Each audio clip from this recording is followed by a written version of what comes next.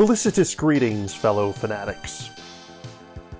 Welcome back, ladies and gentlemen. I'm Adam the Fanatic, and today we're taking a look at Mega Man X3, a classic run-and-gun platform for the SNES by Capcom. I'll also be doing a plot recap of Mega Man X4, so be sure to stay tuned after the conclusion for that. Without any further ado, let's dive in! First released in Japan of 1995 and hitting the American shores about a month later, Mega Man X3 was one of the last major releases for the SNES's storied library. At the time, it seemed like it would probably be the final Mega Man game for the console, which was true so far as us Americans were concerned, but we'll get there when we get there. Blasting back into action once again, X3 plays much like its predecessors. After a brief intro stage, you'll be given the choice of 8 main stages, each of which has a unique maverick that you must defeat at the end of the stage.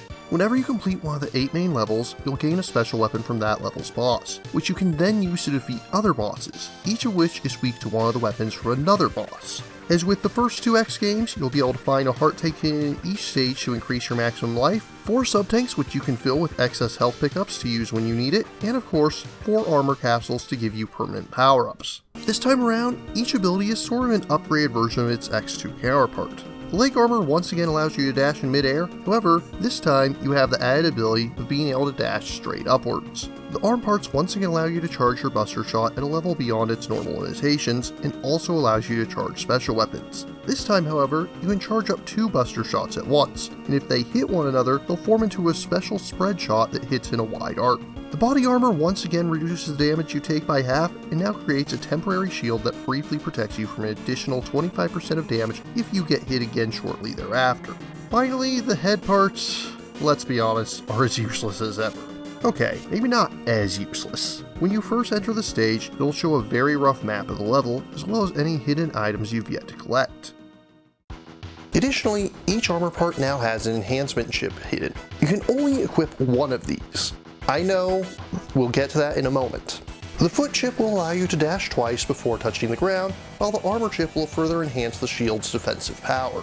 Meanwhile, the arm part will give you a special hyper mode, which will allow you to continuously shoot charge shots at the expense of using weapon energy. Finally, the head parts will allow you to slowly heal if you stand still. You can even refill sub-tanks this way if you're patient enough. Now you may be wondering why I'm not showing footage for these. We'll discuss that when we get into spoilers. In addition to the aforementioned upgrades, there are a couple other changes X3 brought to the formula. Ride armors are back, but this time around there's 4 different variants, each with different abilities. They're honestly not as useful as I would hope, but they are needed to get some other secrets in the game. But perhaps the most exciting change of the series is that X3 was the first game to allow players to take control of Zero. You'll be forced to play as him for a short while in the intro level, but you can swap out for him in any level in the game. However, X will always swap back before you challenge any bosses. Zero can't use special weapons, but he does have his Beam Saber, which acts as a super powerful triple charge shot and can obliterate most enemies in a single blow. Presentation-wise, you know what to expect by this point. Uses the same engine as the first 2 X games, and thus sound and graphics are both very similar to its predecessors. The sprite work is pretty good and holds up well to this day. On the story side of things, our tale begins an indeterminate amount of time after the previous game. A Reploid researcher named Dr. Doppler claims to have isolated the cause of Reploids going maverick, which he dubs the Sigma virus. Shortly after distributing an antivirus, it turns out to be a placebo, which Doppler is using as cover for recruiting an army. You can probably already see where this is going, but all the same, I do have reasons for hiding the rest of this behind a spoiler section. If you wish to avoid spoilers, please jump ahead to the time coordinates indicated on screen. Initiate temporal distortion now. Still with me? Then don't say I didn't warn you. So, let's get the obvious out of the way. Yes, Dr. Doppler is being controlled by Sigma. Yes, Sigma is the final boss once again. After Dr. Wily was used as a, quote, twist villain, unquote, not 1 but 4 times in the NES Mega Man titles, were you really expecting anything different? But there are a few things to discuss here. First, there's a couple fun secrets you can get near the end of the game. Firstly, if you avoid picking up any of the chip enhancements, there's a secret Dr. Light capsule hidden in Doppler's fortress. This will upgrade X to gold armor, which has the abilities of all 4 ships combined. You'll only be able to use them for the last few levels obviously, but this is a significant bonus, and it's where you're most likely to want those extra abilities anyways. The other big secret is Zero's beam saber. As aforementioned, Zero is playable and will leave whenever you encounter a boss, with the exception of this dragonfly-like Mechlanoid. Fight it as Zero, and after you win, it'll crash into him, damaging him and rendering him unable to fight for the rest of the game. Before he retreats, however, he'll give his saber to X, which now acts as an extra level of charge. If X has the arm part equipped, it not only allows him to slash, but also shoots out a beam of energy which can tear through bosses with only a couple of hits. Between the gold armor and Zero's saber, this might be the most powerful we'll ever get to see X, though arguably it's beat out by the ultimate armor. Back to the story, it progresses pretty much as you would expect. I suppose I should mention Vile has been rebuilt, but he really doesn't have much of an impact on the story aside from doing as vengeful villains are wont to do and trying to kill X. Eventually, you'll defeat Dr. Doppler, who, now freed from Sigma's control, begins working on finishing the antivirus he set out to create. After that, you'll move on to face Sigma himself, a new body built for him by Doppler. Defeat him there and he once again reverts to virus form, threatening to hack into and take control of X just like he did with Doppler. At the last moment, either Zero or Doppler appears, using Dr. Doppler's antivirus to finally destroy Sigma once and— oh, who am I kidding, you already know that's a lie. Regardless, the credits roll, and we're treated to a very strange bit of exposition as X stands over the ruins of Doppler's fortress. To save mankind, X must destroy Zero. That certainly seems like a very odd place to put that revelation. Welcome back, Chrononauts. You're just in time to join us for the conclusion. All in all, X3 is just what it promised to be. A bigger Mega Man X than any that came before it, with more bosses, more upgrades, and more secrets than ever before. Capcom has long been known as a company that plays things safe with sequels, especially Mega Man titles, and this is certainly no exception. If you didn't like the first two X games, this really isn't going to change your mind. That being said, how does it compare to previous entries? I do feel that boss weaknesses are overtuned here. The Mavericks are some of the hardest to fight in the series, but once you get their weaknesses, most of them become complete jokes. There is also a lot of backtracking if you want to collect everything. I've sometimes called the X games Metroidvania Lights, and X3 definitely takes us further than the first two games. I don't consider this to be a negative, but do be aware of it going in. The addition of Zero as a playable character, even in limited fashion, was a nice touch and set the stage for him to be fully playable in X4. The story is as predictable as ever, but up to this point, no one played Mega Man games for their plot to begin with. With some fun additions and plenty of content, it was a fun sequel, even if I do have a slight preference for the first two games. In conclusion, I find Mega Man X3 to be worth a respectable 8.4 out of 10. But, as aforementioned, I have a recap to cover.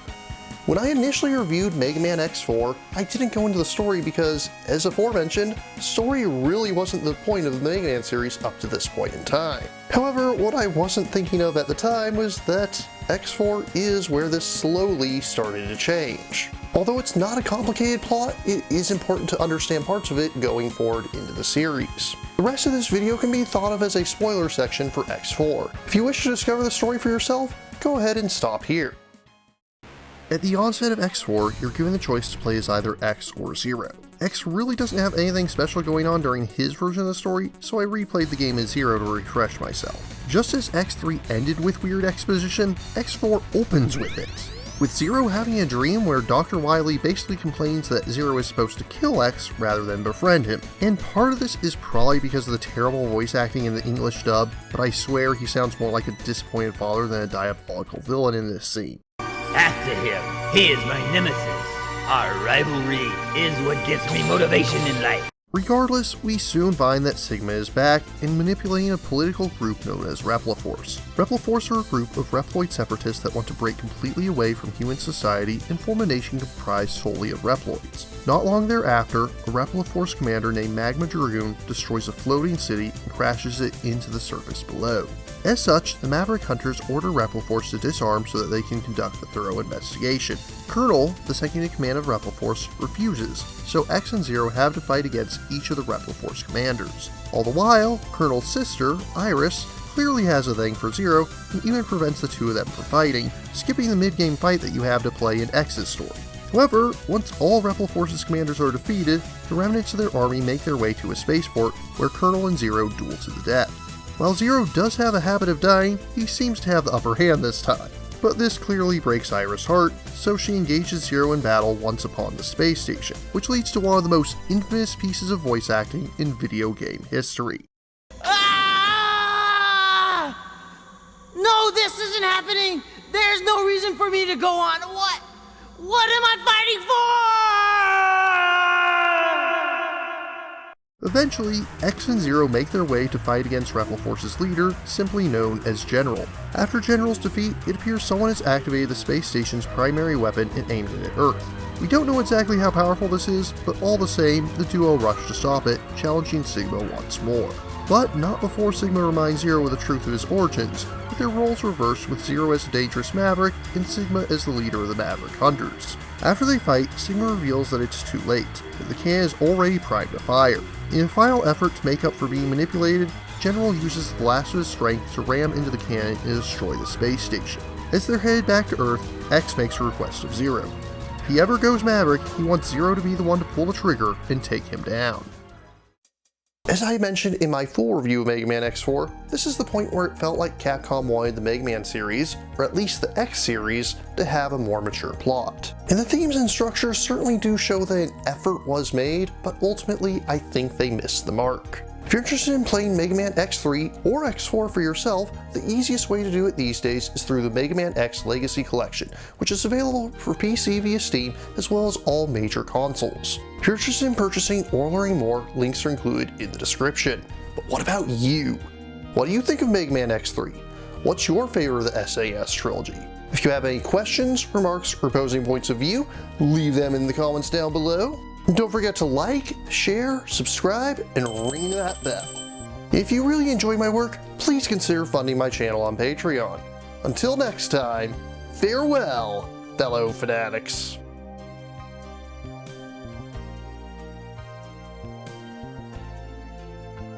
Thank you again for watching. I have plenty more to share with you if you're interested.